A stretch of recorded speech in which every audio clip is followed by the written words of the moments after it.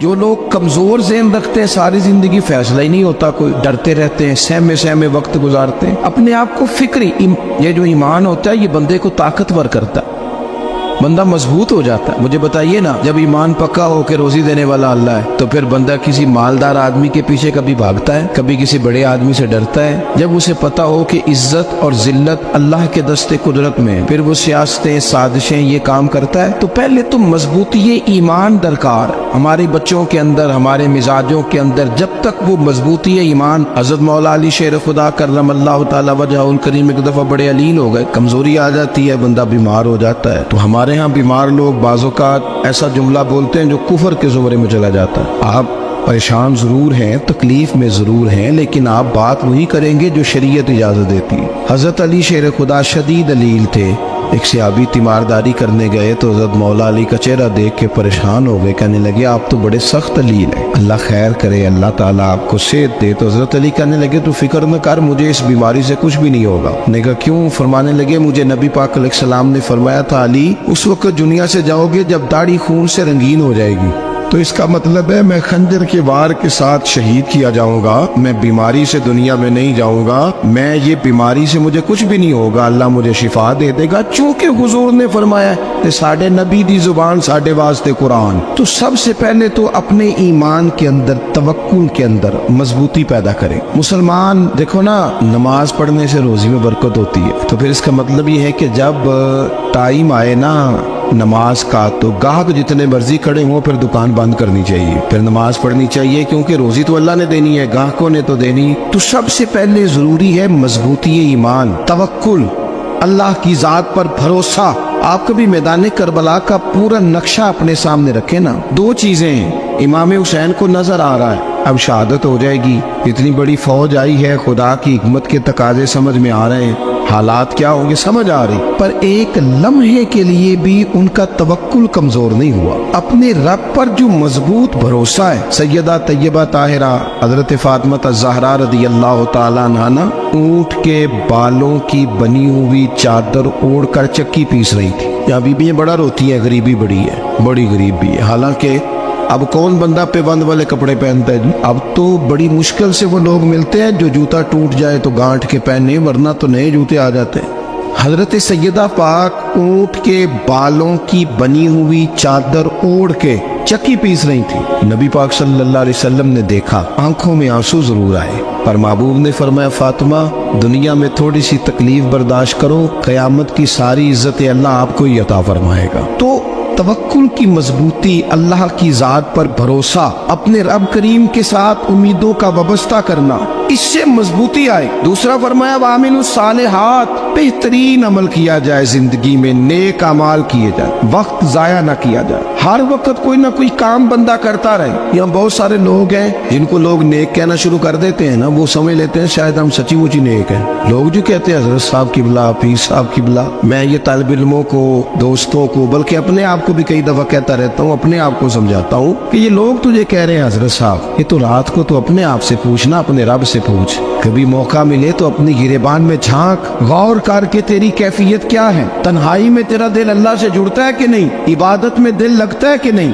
خدا کا خوف دل میں رہتا ہے کہ نہیں، غریب کی محبت، عزیزوں قربت والوں کا احساس طبیعت میں موجود رہتا ہے کہ نہیں۔ ویسے تو میرا مطلب ہے، لوگ کہہ دیتے حاجی صاحب آپ بڑے سخی ہیں، تو اس سے تو نہیں نا بندے نے سخی ہونا، سخی تو تب ہونا ہے جب اللہ کی بارگاہ میں مقبول ہوگا۔ اعمال صالحہ، نیک کام، اور وہ کرتا رہے بندہ، کوئی بھی کام اسے نیکی کا مل جائے نا۔ دیکھنا اپنا معیار ہر انسان نے بنایا ہوتا ہے کامیابی کا۔ کچھ لوگوں کا خیال یہ ہوتا ہے کہ بچے میرے پڑھ گئے، اپنی اپنی جگہ پہ سیٹ ہو گئے، میں اب بڑے سکون میں ہوں۔ کچھ کی رائے یہ ہوتی ہے کہ میں نے سب بچے بچیوں کا بیاہ کر دیا ہے، گھر میرا بن گیا ہے، اب میں بڑے آرام میں ہوں، قرار میں ہوں، سکون میں ہوں۔ تو اپنی اپنی رائے ہوتی ہے، لیکن حقیقت وہ ہے، اصل وہ ہے جسے اللہ کے قرآن نے بیان کیا۔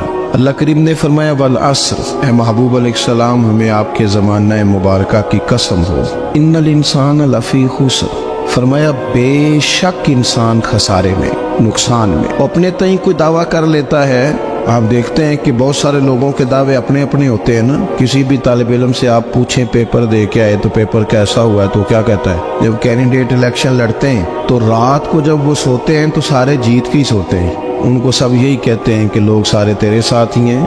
حالات یہ جتنے بادشاہ حکمران ہوتے ہیں ان کے بگڑنے کی بنیادی وجہ ہوتی ہے کہ یہ خوش فہمیوں میں مبتلا ہوتے ہیں. ہم میں سے بھی ڈھیر سارے لوگ ہیں جو خوش فہمیوں میں مبتلا ہیں. کچھ کہتے ہیں جناب ہماری نسبت بڑی تگڑی ہے. بھئی نسبت تو امام حسین سے تگڑی تو کسی کی نہیں نا. تو ساری رات نماز پڑھتے تھے, روزے رکھتے تھے, اللہ کو یاد کرتے تھے. آپ خالی نسبت پر بیٹھ کر عمل چھوڑ جائیں تو یہ کیسے ممکن ہے؟ تو اپنے اپنے تئیں لوگوں نے معیار کامیابی کے قائم کر لیے ہیں. اللہ فرماتا ہے کہ محبوب مجھے قسم ہو زمانے کی انسان نقصان میں. یہ دن بدن جو وقت گزار رہا ہے تو اس کا نقصان, اس کا خسارہ, اس کا گھاٹا بڑھتا جا رہا ہے روز نقصان میں.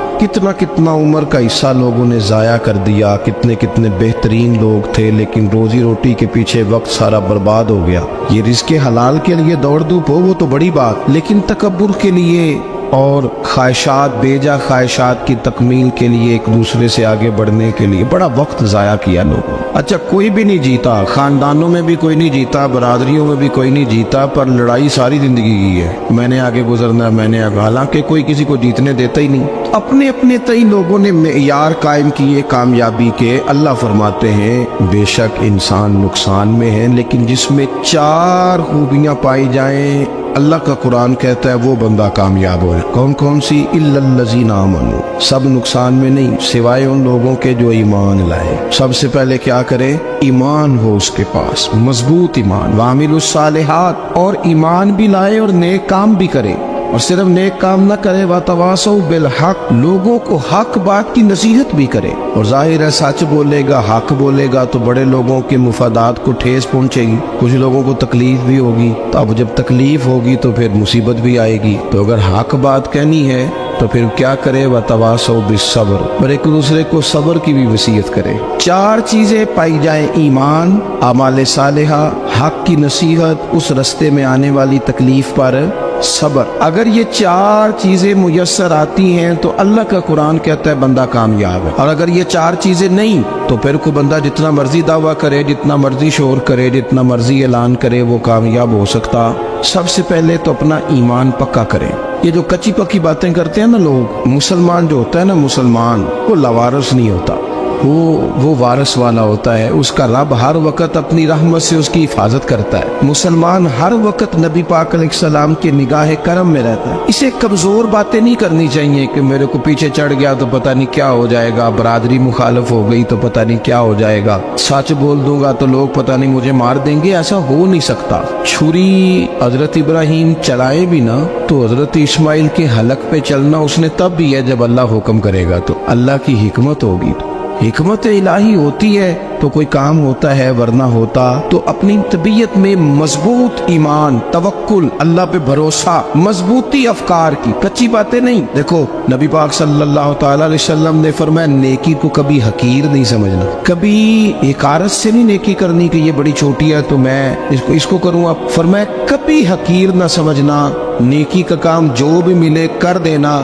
فرمایا اگر بھائی سے مسکرا کے ملو گے بنا تو اس پر بھی اللہ تمہیں صدقے کا ثواب عطا کرے گا.